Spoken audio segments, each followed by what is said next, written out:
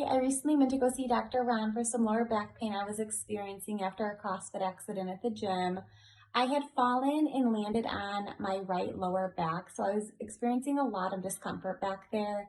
And then it actually turned into like a burning and tingling sensation.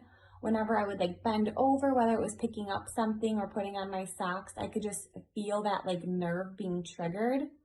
So I was a little concerned about that. At the appointment, Dr. Ron was very personable. He listened to all of my complaints, and then he like offered some suggestions to what he thought it could be. So after my adjustment, he did mention that I would be a little sore, which I was, but that was to be expected. But I was actually able to complete a workout a day later without any pain. And I'm super excited about that. So if you guys are considering going to see a chiropractor, I highly suggest Dr. Ron.